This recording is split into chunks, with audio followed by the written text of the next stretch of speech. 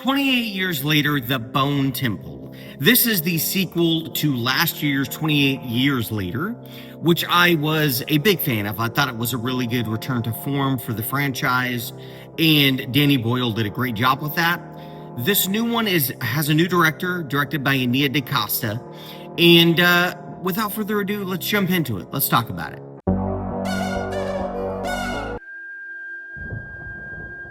Trying to predict the future is a discouraging and hazardous occupation. So I went into this movie with pretty high expectations, and I am a big fan of this franchise. This is the fourth movie in this 28 years, days, weeks later franchise, and they've all been very solid. Even the weakest one probably being 28 weeks later. It was still good, still a very enjoyable undead zombie movie. And last year's 28 Years Later, that was hit or miss for people. I think some people expected more from it. I got what I was looking for out of it, and I didn't need anything more than that. And Danny Boyle's directing was still top-notch, beautiful, amazing shots in that film. And it was written by Alex Garland. And, you know, he's a really, really good writer. This one is written by Alex Garland as well, but we are switching out directors. This new Bone Temple movie is directed by Nia DaCosta, and I didn't really know much of her stuff before going into this. She directed The Marvels, which was not very good. It was okay. It was fine, but not great. So, you know, I had heard good things about it, though, so I was intrigued. I will say this definitely is missing Danny Boyle's kind of kinetic, kind of chaotic filmmaking that makes this franchise pop, like, visually from, like, 28 Days Later. Just that kind of chaotic filmmaking that Danny Boyle is known for. This one is more straightforward. You can tell it's directed by a different person.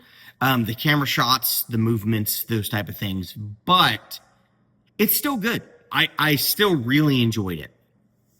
Not only did I enjoy it, this was a great follow-up to 28 Years Later. We pick up right after this last movie.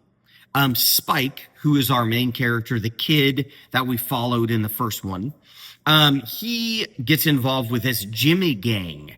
Basically, it's a evil cult that has started on the mainland, and they end up finding Spike, and they induct him into this cult.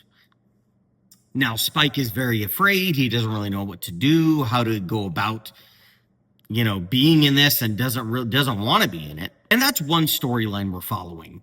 Then we're also following Dr. Kelson, who is played by Ralph Fiennes, who played him in 28 Years Later last year. And he is so good. Anything Ralph Fiennes does and is in, he's just phenomenal. But so we follow his storyline as well. And basically, he is studying the infected, specifically this alpha named Samson, and he's trying to figure out what drives these undead to do what they do. And he believes that scientifically they can figure something out and maybe some sort of like cure or like something like that. So we have this cult and we have the doctor. And it basically jumps back and forth between those two storylines. And first coming out of the movie, I felt a little underwhelmed. There's not a ton of like zombie action in it. It's more so a personalized drama. And you're following these characters. There's a few zombie attacks like sporadically throughout, but not very many. But the more I sat with it, the more I liked what they were going for. Basically, you're seeing the two different sides of humanity during this time.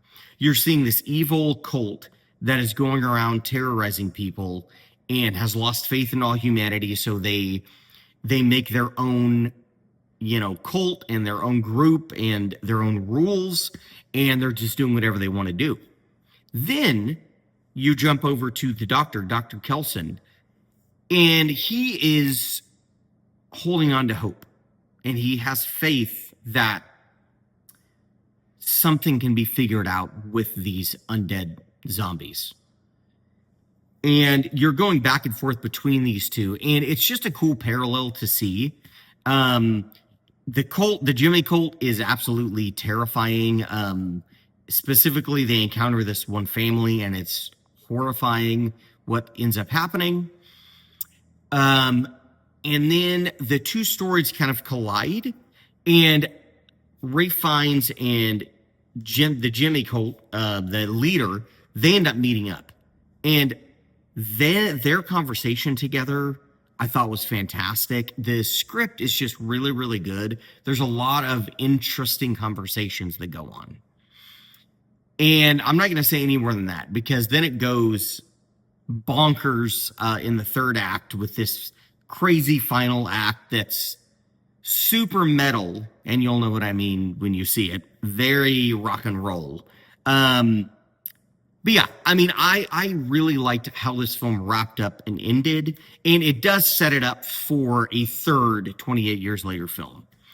Overall, I really enjoyed it. It was another great addition to this franchise, and I'm looking forward to this finale.